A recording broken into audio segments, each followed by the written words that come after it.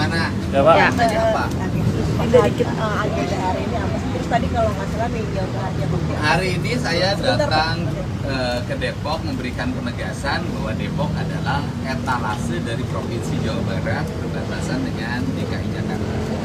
Untuk itu kita harus memastikan kondisi Kaptipmas di sini berjalan dengan baik, tidak ada problem-problem sosial yang menonjol, dan dipastikan juga bahwa premanisme harus semakin susut bila perlu sampai nol, zero premanisme. Dan kita tidak bisa melakukan kebijakan itu sekaligus hilang karena tantangan pembangunan yang berat. Manusia sudah multicultural di Depok ini, kemudian jumlah manusianya banyak, ada yang punya KTP Depok dan banyak yang tidak punya KTP Depok, kemudian ada yang punya rumah, ada yang tidak punya rumah, ada yang punya rumah bersertifikat, ada yang punya rumah tidak ada sertifikatnya. Maka konflik pertanahan akan menjadi peristiwa yang sangat menonjol di perkotaan. Dan ini perlu langkah-langkah penanganan secara komprehensif, bukan hanya tanggung jawab Kapolres Metro Depok dan Dandim Depok, tetapi juga wali kota sampai jajaran RT/RW-nya harus segera melakukan evaluasi tentang tata kelola kependudukan di Depok, tentang tata ruang di Depok, karena ini sangat menentukan harmoni atau tidaknya sebuah kota. Pak, berarti mereka yang di sana itu akan direlokasi atau akan diakomodir untuk punya identitas atau seperti Nah, apa? gini, kan orang beridentitas kan hak setiap warga negara. Dia harus punya identitas. Nah, yang menjadi problem kan mereka tinggal puluhan tahun di situ, tetapi KTP-nya ada yang Jakarta, ada KTP Kota Bekasi saya lihat. Kemudian bisa jadi ada yang tidak ber-KTP. Nah, ini kan tidak bisa dibiarkan seperti ini secara terus-menerus. Maka kita nanti akan segera bertemu dengan jajaran Pemkot Depok, kemudian juga bertemu dengan Dirjen Disdukcapil Kemendagri ya, dengan nanti gubernur memoderatori untuk seluruh masalah ini, dan kita mencari solusinya. Dengan saya tadi sudah titip pesan pada warga yang di sana, pokoknya di sini tidak boleh bikin kegaduhan, tidak boleh bikin hal-hal yang bersifat rusuh. Harus menjunjung tinggi adat dan istiadat masyarakat Jawa Barat yang mengedepankan semangat Sri Asasi. Pak, penegasan itu di lokasi yang pembakaran mobil polisi ya Pak tadi? Iya, saya tadi ke sana, bertemu warga sana dan rame ya. Tetapi dari sisi aspek sosial, tadi juga saya sudah pesan ke Pak Wali Kota Depok, ayahnya berbuat kriminal, tetap proses hukumnya harus berjalan. Tetapi aspek sosial yang ditimbulkan karena penahanan ayahnya, misalnya ada anak yang masih sekolah, ada istri yang kehilangan pekerjaan dari suaminya, kehilangan penghasilan, tetap kita harus memberikan rasa empati dan membantu. Karena apa? Kita harus bisa membedakan antara penegakan hukum dengan tanggung jawab sosial politik. Kang, soal aset tanah di Kampung Baru itu sendiri sebenarnya itu statusnya apa?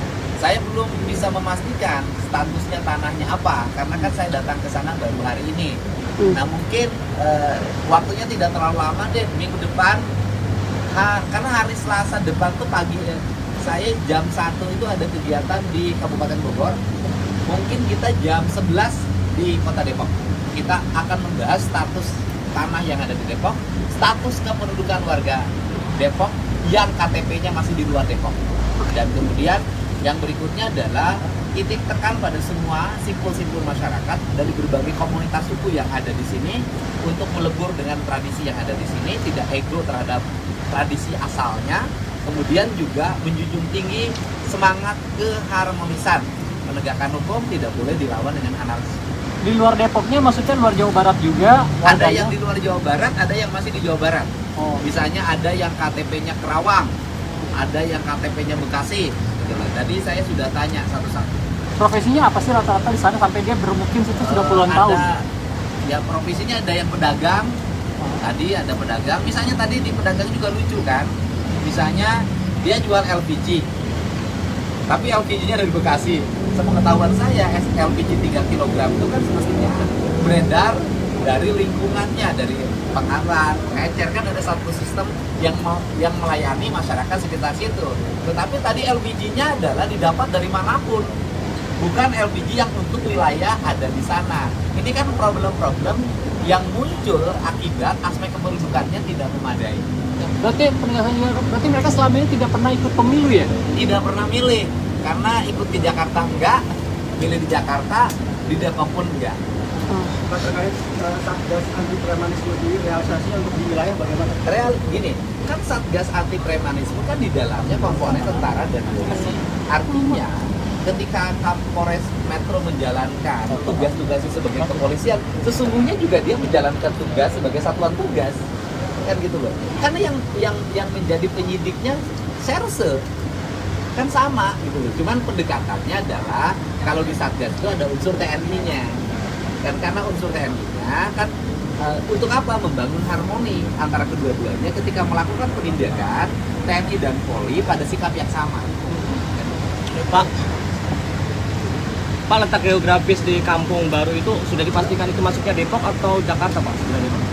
Pak Wali yang tahu. Pak Wali, masuknya mana? Itu masuk Depok, Kampung Baru itu. Namun kita berdekatan tadi yang sampaikan Pak Gubernur, berdekatan dengan Jakarta itu kan dekat Pondok Ranggon, berdekatan juga dengan Kota Bekasi. Jadi ada situasi yang tadi Pak Gubernur sampaikan itu sangat dimungkinkan karena kedekatan dari sisi batas wilayah itu sebetulnya. Jadi kan sampai puluhan tahun ya Pak, yang menjadi kendala mereka itu tidak terdata di warga Depok, seperti apa sih Pak? Ya, ini kan ada dua hal permasalahan yang melatar belakangi. Pertama, permasalahan pertanahan. Ini menjadi hal yang berkaitan dengan permasalahan kependudukan. Sampai saat ini kependudukan kita masih mendasarkan terhadap tapi nanti kita akan berkoordinasi dengan tadi di arahan Pak Gubernur, kita akan ketemu dengan Kementerian Dalam Negeri, kita akan berdiskusi untuk mencari solusi ini. Selama ini pegangannya bahwa untuk bisa punya KTP harus dapat izin dari si pemilik lahan. Pemilik dalam hal ini adalah beberapa tadi yang disampaikan PP properti itu yang dimiliki lahan itu, sehingga ini yang belum ketemu solusinya. Mudah-mudahan pekan depan kita akan berdiskusi, kita akan solusi terhadap permasalahan. Jadi saya sampaikan lah, problem akut dari negeri ini termasuk di Provinsi Jawa Barat itu adalah pembiaran. Misalnya bangunan liar di trotoar dibiarkan, bangunan liar di atas tanah daerah marka jalan dibiarkan, bangunan liar di atas sungai dibiarkan, bangunan liar di atas permukaan laut dibiarkan. Yang tidak adalah bangunan liar di udara. Sampai sekarang belum ada yang berani bangun. Nah, pembiaran itu terjadi kenapa? Semua orang cuek. Lurah-lurah yang seharusnya secara teknis mengetahui lingkungan itu melakukan pembiaran. Bukan hanya di kota, di desa juga sama seperti itu. Ini problem loh, ini problem. Sehingga sampah dibiarkan. Semua aparat ini membiarkan secara teknisnya. Untuk itu mulai saat sekarang tidak boleh lagi ada pembiaran itu. Kapan sih kita ini ribut? Kalau ada peristiwa. Kalau ada banjir baru ribut. Kalau ada kebakaran baru ribut. Nah, kalau kayak sekarang nih sudah ada peristiwa kriminal baru ribut ngurusin persoalan kependudukan. Harusnya ini nggak boleh terjadi kalau sejak awal pemerintah cepat tanggap menyelesaikan berbagai problem yang terjadi di lingkungan. Urusan KTP di wilayah Cimanggis ini, kalau sejak dulu diberesin, gak akan ada peristiwa pembakaran, gak akan ada konflik pertanahan, gak akan ada. Ini karena dibiarkan. Orang bangun di tanah negara, itu dibiarkan. Padahal dari dulu, kalau memang itu melanggar, dan itu tanahnya bukan miliknya, harusnya ketika meletakkan batu pertama ditanamkan, harus sudah ada tindakan. Ya kita dibiarkan. Sekarang orang sudah punya anak cucu ada di situ, kemudian hari ini baru kita ngeh. Nah ini nggak boleh lagi, pokoknya dibawa ke kepemimpinan di Jawa Barat, bupati, wali kota, camat, lurah, sampai para tingkat RT RW-nya tidak boleh lagi melakukan pembiaran terhadap berbagai pelanggaran di lingkungan. Satgas anti premanisme sendiri di wilayah Sudah berjalan. Kemudian dari sisi pembiayaan tuh tadi kami sedang merumuskan teknik pembiayaannya, ya kan? Karena ini kan Satgas terpisah dengan pembiayaan Polres, terpisah dengan pembiayaan Kodim. Nah, sehingga kami lagi merumuskan pembiayaan untuk setiap kabupaten kota. Kan operasionalnya harus ada pembiayaannya, ada poskonya, ada mobil operasional tambahannya. Kan ini yang akan ditata oleh kita. Nah, ini pembiayaannya tidak bisa dilaksanakan kemarin karena ini harus masuk di komponen perubahan anggaran, kan gitu loh. Kalau kemarin kan pergeseran tuh di perubahan anggaran ini, sehingga Kepala Kesbangpol Provinsi Jawa Barat tadi sudah saya kasih arahan untuk segera membuat rencana kerja dan rencana biaya untuk aksi, walaupun pada teknik di lapangannya sudah jalan. Anda bisa lihat jalannya apa. Jangan hanya melihat bahwa ada kasus di Depok hari ini. Lebaran kemarin itu sudah nurun itu, tanya lurah-lurah.